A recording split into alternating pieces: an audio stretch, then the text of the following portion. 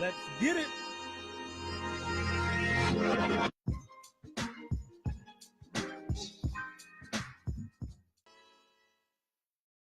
Welcome to the Gregory Nesmith Show, a special delivery of Underdog stuff. Shout out to all the underdogs that go along on the journey every Sunday, live from noon to 1 p.m. Appreciate you. As always, here we explore how underdogs get our swagger back in today's society and culture. And we do it from all the perspectives. You know, the unavoidable, the unbelievable, the underrated, the unjust, the unsaid, the unconventional, and more underdog stuff. And to take you on that journey, hosted by me, Gregory Nesmith, certified coach, business consultant, content creator, and when it's all said and done, into spreading special stuff. And always the topics inspired by current events, some old events, some turnarounds that worked, and some turnarounds that didn't. I think there's always something to learn in both the successes and the failures. Also, topics inspired by our personal lives and just a pinch of politics. Today's episode 83. And I think we'll call it Who You Rolling With? Who you rolling with? Who am I rolling with? You know, everybody's out here forming some type of team. Everybody's teaming up. Everybody's teaming up. Everybody's teaming up. There's super teams, super friends, superheroes, all types of stuff going on. AT&T merging with Time Warner. Superheroes merging together. Just saw the Avengers the other day. Kevin Durant teaming up with the Golden State Warriors. Shoot, Kim Kardashian and Kanye West, I think, kind of teaming up with Donald Trump. All types of teams going on. And throughout the show, I'll keep asking each of us the question, who you rolling with? Who am I rolling with? It could be the difference between whether we get our swagger back or not, whether we keep our swagger or we lose it in today's society and culture. And always, we'll attack it from all the angles. Let's get into some of the unavoidable news going on before we dive into some of the swagger back commandments. You know, everybody's teaming up. And when I think about some of the unavoidable news going on, I saw recently that AT&T is going to be merging with Time Warner. Big. AT&T is going to buy Time Warner, turning AT&T into a giant company. And this is sure to have an impact on you, on me, on all of us. And it was in jeopardy of not happening. It looked like the government was saying that maybe they would be too big, too much power, too much for the company and not enough freedom for us, the consumer. But as it turns out, a federal judge approved the merger of these two companies, dismissing the Trump's Justice Department's antitrust concerns. Like I said, everybody's teaming up. AT&T is teaming up with Time Warner. And it'll put AT&T in a unique position to leverage Time Warner's programming and help it, you know, compete against the likes of the Netflix and the Comcast out there. And I get it. Companies are teaming up, a lot of mergers and acquisitions going on, because it could be the difference between whether a company's growing or whether it's dying or whether it's gone. I saw something recently that said the average lifespan of a Fortune 500 company used to be around 67 years. 67 years a Fortune 500 company would last. Now, 15. Not only are companies having a struggle getting their swagger back, they're having trouble keeping it. And next thing you know, they gone. One of my other cautionary tales is Netflix and Blockbuster. Blockbuster didn't figure things out. 13 years later, it was gone. And now a lot of you who listen to the show don't even know what I'm talking about when I say Blockbuster. And so it's got me thinking, again, who am I rolling with? Who are you rolling with? Because it could be the difference between being here today and being gone tomorrow. But that's cool. You know, companies are companies. and they feel sometimes, at least to me, a little larger than life. I mean, I know I can learn stuff from companies, but it helps when things get a little bit more down to the individual level. So it got me to thinking about individuals who make also business choices about who they're rolling with. Their super teams or super friends, superheroes, so to speak. And it made me think about one of my favorite sports. And one of my favorite sports is basketball. We play in basketball, balling. I love basketball. I still play it to this day. Shout out to the folks that I play with on Saturday mornings. I missed you guys this weekend, but I'll be back at it next weekend. And one of the big unavoidable news stories of this summer was, where is LeBron James, the king? Where is he going to play? A lot of people credit Magic Johnson and Larry Bird for saving the NBA. A lot of people credit Michael Air Jordan for modernizing and marketing the NBA and taking it global and showing folks that NBA athletes can not only play ball, but also make companies and people lots of money. And then a lot of people said that LeBron James has helped mobilize the game and player mobility. A lot of people get on LeBron, I think in a bad way, about his choice over the past few years to team up with different players and different organizations so he can put himself in the best position to win. In the NBA, they call it forming super teams. LeBron took his talents from Cleveland to Miami to go play with Dwayne Wade and Chris Bosh and form a super team, and it worked. He did what we ultimately want to do in our professions, right? Get to the top, be the best. He won a couple championships there. Then he went back to Cleveland to form a super team there. Won a championship, got to the top. Was one of the best in his profession. And then this summer, everybody's like, where's LeBron going? Where's LeBron going? Where's LeBron going? Who's he rolling with? And LeBron James chose the Los Angeles Lakers.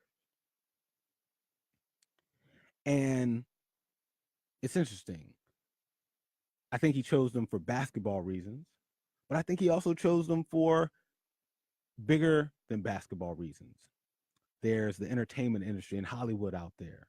Also, there's this awesome high school basketball team that his son, who's very good at basketball, will get to play with or play for. It's a place where he has already some homes, and his wife and his family enjoy being out there. And so all this thought put into who he's rolling with. And at the same time, what caught my attention too is every day on all the sports shows and amongst a lot of my friends, we were all wondering, where's LeBron going? Who's he rolling with? How's he going to make his decision? What's he going to do? This, that. And just every day, we all consumed about LeBron's decision about who he's going to be rolling with. And to me, it struck me that it's amazing how much attention we as underdogs, and me personally, pay attention to these things like, what's AT&T and Time Warner going to do? Where's LeBron going? Who's he rolling with? And it got me to thinking, when it comes to us underdogs getting our swagger back, rediscovering our special stuff, are we spending enough time scrutinizing, intentionally figuring out who are we rolling with? Because it could actually be the difference of whether we survive or not. That AT&T and Time Warner merger could be the difference whether they're still here tomorrow or whether they're going like Blockbuster. Where LeBron chose or chooses to team up with folks and build his own super teams with super friends and superheroes could be the difference between winning and losing. Quality of life, all those things. Let's talk about who you're rolling with from all the angles. We talked about the unavoidable. Let's get into it from the 10 swagger back commandments. We've all heard the sayings, right? You become like the 5 people you spend the most time with. Choose carefully. It's a quote from Jim Rome. The idea of we are the average of the 5 people we spend the most time with. Also, there's another a quote. It's an anonymous quote. As your life changes, so will your circle. It's a good one. Surround yourself with those who are on the same mission as you. Another good quote around who you're rolling with. And as many of you know, I've come up with this thing called the 10 Swaggerback Commandments. And they're really about how we rediscover our special stuff, exploring how underdogs find the reset button in life again and again so that we can get back on track and rediscover our special stuff. It's my story, it's your story, it's our story of how we turn things around. It's an underdog's perspective on how we get our swagger back and how we keep it. And there's 10 commandments. 1, Front Street to Swaggerback Boulevard. Swaggerback Boulevard. 1, Front Street to Swaggerback Boulevard. Boulevard. Number 2, who you rolling with? Number 3, stop kidding around. Number 4, refresh your GPS. Number 5, cream. Cash rules everything around me. Cream, get the money. Number 6, go out and play. Number 7, puff, puff, ow, pass. Number 8, spread love. It's the Brooklyn way. Number 9, start whenever, but definitely keep going. Number 10, the remix. But today I want to focus in on who you rolling with. Remember, ever have a time in your life when you keep saying you're going to do something, but you never quite seem to get around to it until finally someone new comes into your life? Remember that time? Right? That time. Talked about something for years. Never quite did it until someone new came into your life. I was with a bunch of friends near the end of 2014, and we're sitting around having a conversation about our goals for the following year for 2015. And, I'll never forget each of us kind of looking at each other with a sense of hopefulness, but also at the same time, a bit of skepticism, right? We've all heard the stats. Majority of people's New Year's resolutions are gone, done, finito, out of here by about February or March. So most people don't even make it to the summertime going after their new goals and resolutions. Done before spring comes. So that's the backdrop. And everybody's going around saying a couple things that they're declaring that they're going to do in 2015. They're like, I'm going to do this. I'm going to stop smoking. I'm going to lose some weight. I'm going to buy a house. All their hopes and dreams going around one by one by one. Then they get to me. And I say to the group, in 2015, I'm going to launch a radio show. And I must say, even as I said it, I kind of didn't believe it, because that would have marked probably the almost 30th year in a row since I was a little kid and had this dream of having a radio show that I would say again, hey, guess what I'm going to do next year? I'm going to start a radio show. And then year after year after year, it didn't happen. And as folks are going around after me saying theirs, it still felt like that same way it's felt every year before that, of me saying I was going to do it and just saying it and then not doing it. And so there was the next person would say something, blah, blah, blah, blah, blah. Next person would say something, blah, blah, blah, blah, blah. Next person. And then finally, it gets to this guy. His name's Nick. And Nick goes, I've always wanted to start a radio show too. How about we start one together? And he says it as he looks back over to me. And in that moment, in front of everybody in the room, Nick and I said, yeah, let's start a show together. Because clearly us saying we were going to do it all alone, individually, has produced nothing. I've been saying I'm going to have a show for something 30-something years, nothing. You've been saying you're going to have a show for something, some amount of time, nothing. So we said that night, we would start a show. We gave ourselves a 3-month deadline. We're going to have a show 3 months from now. We told everybody in the room. And then it was time to get off to the races. And then there was another friend of ours who was in the room that night. And even he said to us later, you know what? He'd be interested in having a show too. And then the next thing you know, over the next 3 months, Nick, Tommy, and myself worked on a show. And 3 months later, the Dudes of Disruption was born. And it was on internet radio on talkingalternative.com. Then also a podcast available. And the next thing you know, we created a men's group and coaching platform for it. And all of a sudden, something that I had dreamed of doing for decades finally became a reality. Because I was rolling with some new people. Shout out to Nick and Tommy for the partnership, being super friends, forming a super team, whatever you want to call it. I call it who you rolling with. And literally who we roll with could be the difference between the life we have and the life we want, being on Front Street or actually moving to Swaggerback Boulevard, getting our swagger back and then keeping it. Shout out to Nick and Tommy and the Dudes of Disruption, which, by the way, would eventually become a program and a show here on WHCR 90.3 FM, the voice of Harlem. The show is no longer on the air here, but Nick carries the torch to the Dudes of Disruption. They still have a podcast, so search on iTunes and Podomatic if you want to hear that. And they're still a men's group in New York City. And I'm grateful that I was a part of starting those things.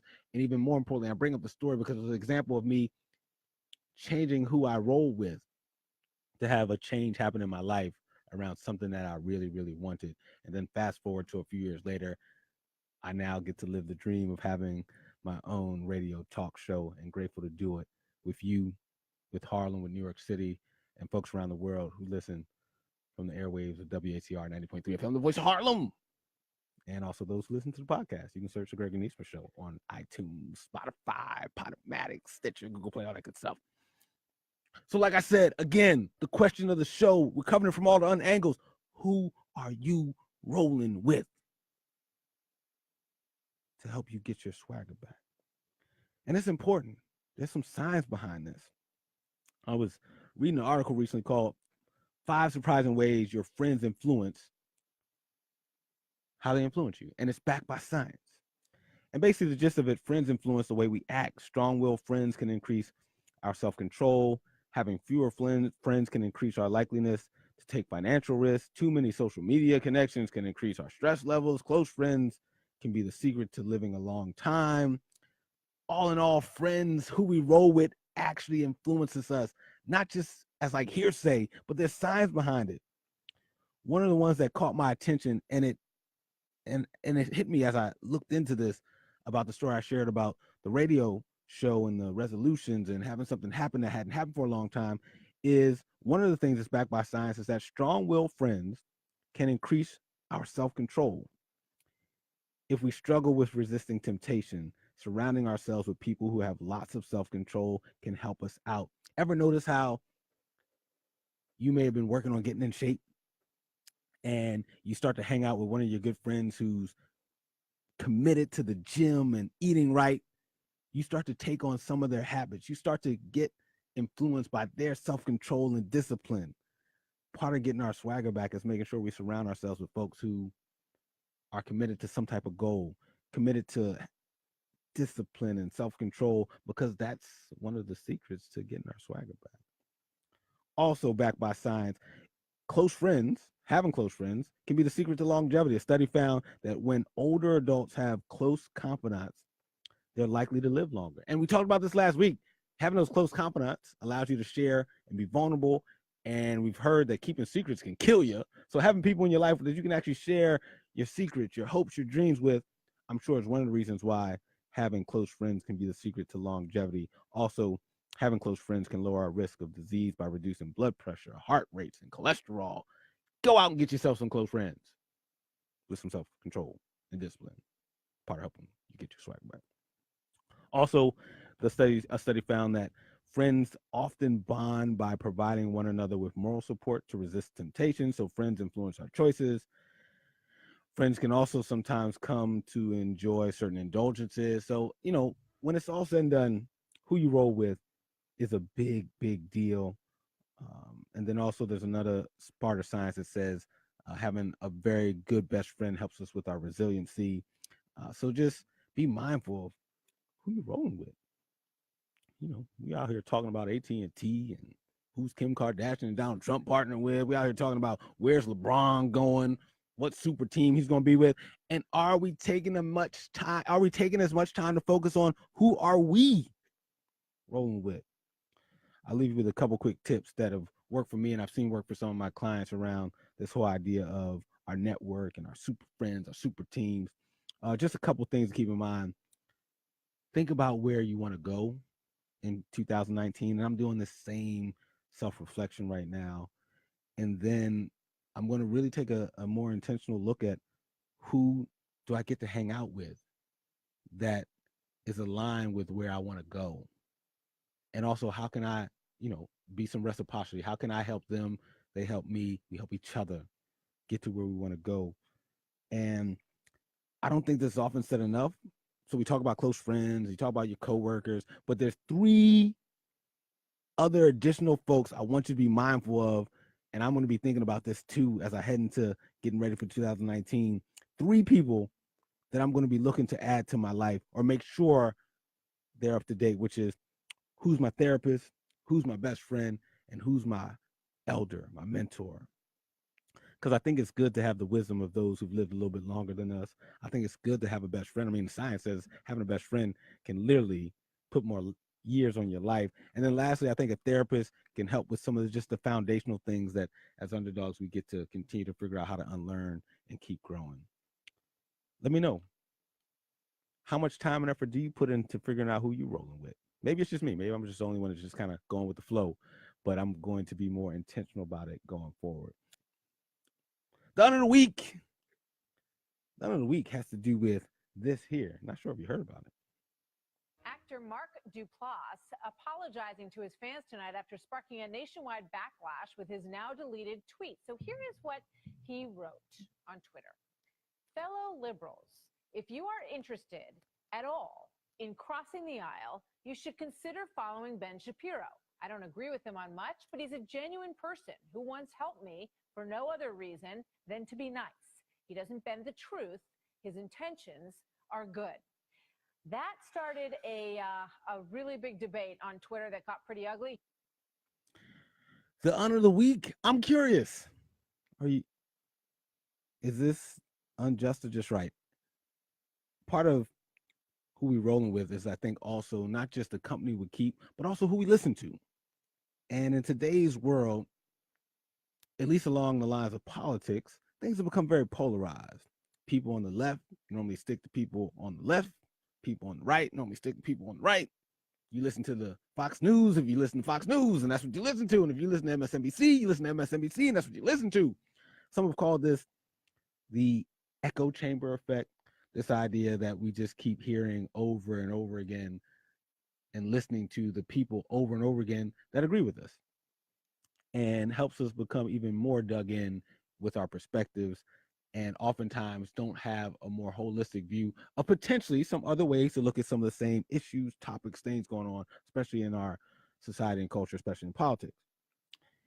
And so, I think there's something to the fact that from a standpoint of who we're rolling with media wise, it's important. I know I attempt to not just listen to progressive radio. I also listen to conservative talk radio. I do watch Fox News, and I watch CNN, and then I watch Bloomberg. I read the Wall Street Journal. I look at The Hill. I look at The Economist, because I want to get a perspective that's wider than just potentially how I see things or just how the media outlets that I consume see things. I think it's worthwhile. And so it turns out there was this actor who thought it was worthwhile too. His name was Mark Duplass.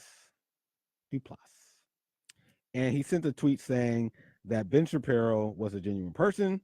He suggested that people should check out Ben Shapiro, who's a conservative podcaster and talk show host. And it turns out that some of Mark's followers or people who are mostly Democrats and folks who lean to the left was like, yo, Mark, you're bugging. What you doing? Why you telling people to listen to Ben Shapiro? We don't do that here. Bad. Don't do it. Don't tell people to check out alternative points of view. And so Mark was like, man, I guess I better take that tweet down. So then Mark takes down the tweet where he was shouting out this conservative talk show host, Ben Shapiro. And then on top of that, issues an apology and kind of then goes in on Ben Shapiro. And this is Ben Shapiro's reaction to the news of this guy, Mark, who was trying to shout him out, then apologized, and then all of a sudden started talking bad about him, I think all in the span of like 48 hours. Yeah, well, I think that Mark's a nice guy from what I could tell. He came into our offices a couple of months ago because he was doing a project about guns and gun control, and he wanted kind of the right-wing Second Amendment views. So he came in, we talked for about an hour and a half, and then he took off. I told him at the time that it's probably good that people don't know that we met, since folks in Hollywood are not particularly fond of people on the right, and any association with people on the right is not going to work out well. He sort of tweeted that out unsolicited. Like, I hadn't talked with him since that day, actually. And the blowback on Twitter was from a lot of his Hollywood friends, a lot of people on the far left. And just as we've seen many, many times, the sort of mob mentality rules on Twitter, and he promptly deleted that tweet after probably an hour or two. And then this morning, he put up a full apology. That was after I texted him last night, by the way, and told him that I didn't mind that he deleted the tweet, considering he still has to work in this town, and Hollywood isn't fond of people who are friendly to anybody across the aisle. He put up a full apology for ever having suggested that I was a nice person who had views worth listening to. So that was wonderful. Underdogs. Today's episode, the theme is who you're rolling with, not just the company you keep, but also who you listen to. What media you out here consuming? Today's world is polarized, left first, right, black first, white, this first, that. Isn't it still all good to get some other perspectives? Was it unjust or just right that a lot of liberals, Democrats, folks on the left told Mark, dude, you can't be shouting out this conservative talk show host Ben Shapiro, made the dude take down the tweet and then issue some apology and go in on Ben? Is this unjust or just right? I'm curious because I do think we as underdogs should be out here hearing other perspectives to reinforce our arguments, to get a sense of what's being said out there, to maybe find some opportunities on how we can turn things around. I mean, let me know your thoughts. Was Mark out of bounds? Was it unjust or just right that folks on the left went after him? Or is Ben Shapiro just a horrible human being and he should have never said anything? I tend to lean towards Mark. It should be okay for him to recommend that folks check out some alternative points of view. Now, maybe he didn't have to compliment him so glowingly, but I don't think he should be ridiculed or forced to take down some tweet just because he was like, hey, folks, check out this dude if you want to get a perspective that's different than yours.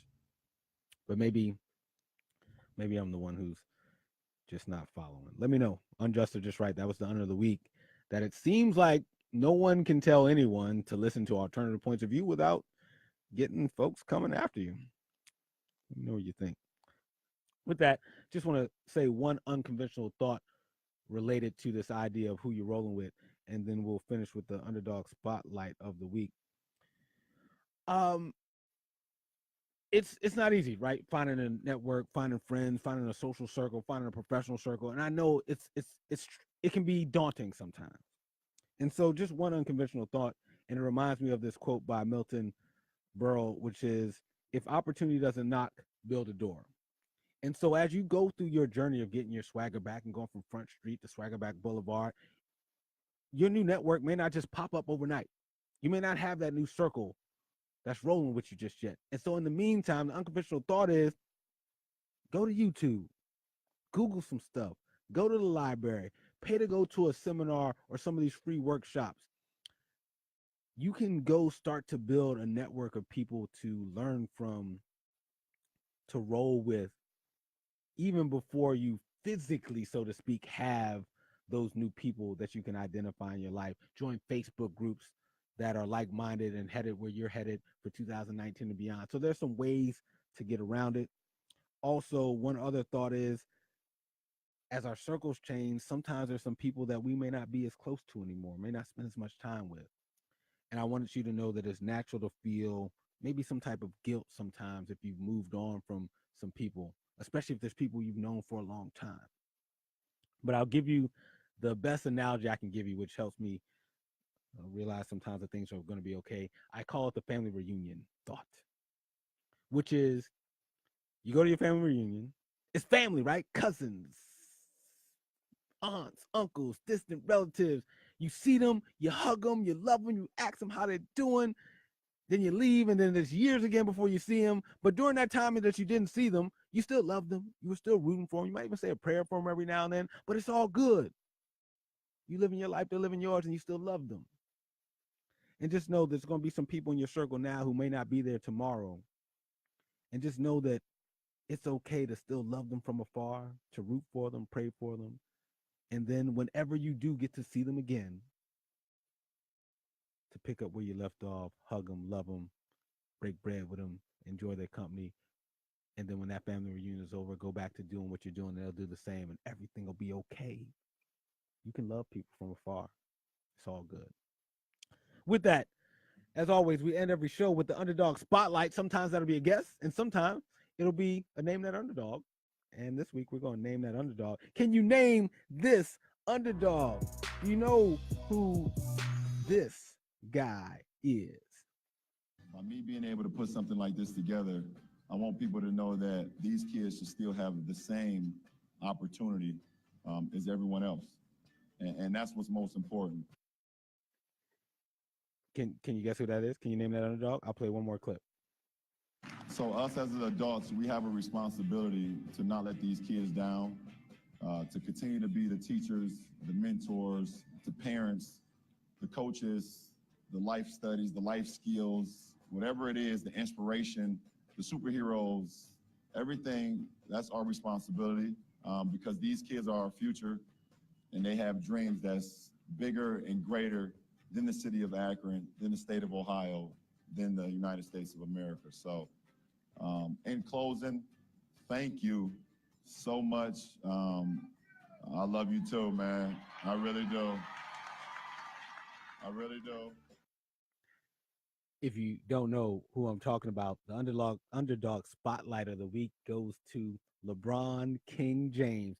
Mr. I'm so glad you didn't shut up and dribble, which is what Miss Laura Ingraham of Fox News said about you a couple of months ago. That was LeBron James, and he was talking about a new school that he opened in Ohio called the I Promise School, and to be more specific, opened in Akron, Ohio. And speaking of who you rolling with, who you teaming up with, LeBron teamed up with the Akron city government public school system, and he opened the I Promise School for at-risk youth in Akron, Ohio. The school is a public school that has programs to help keep at-risk youth out of trouble. LeBron James came from a pretty rough background, and has been his goal to help at-risk youth succeed. And this is another step in that direction. It's a public school. Um, it also provides services to not just the students but also to the parents, and it's very cool. Um, I'm just shout out to him. Here are some of the things that make the school great. It's a public school. The school runs from 9 a.m. to 5 p.m. July through May. During the summers, it will provide STEM-based camps. Nutrition is also very important at the school. Every day, the students will receive free breakfast, lunch, snacks, and drinks. The school will offer GT classes and job placements for parents and guardians. If students successfully complete the school program and graduate from high school, James will cover their full tuition at the University of Akron. Who you rolling with? I'm rolling with LeBron James. Oh, by the way, just in from the underdog delegation, we have a new GOAT. We have a new greatest of all time. I know MJ, Michael Jordan, is considered the GOAT by many, but he also believes that Republicans buy Nikes too. And for a long period of time, seemed to focus a lot on capitalism and basketball. And what I love about LeBron is that he focuses on basketball, capitalism, and social justice. And so my new GOAT the greatest of all time, both on and off the court as an NBA ball player. If I have to pick a tiebreaker between guys who are just as talented as one another and won championships and things like that, I'm voting for the guys, the GOAT, that does stuff for underdogs both on and off the court.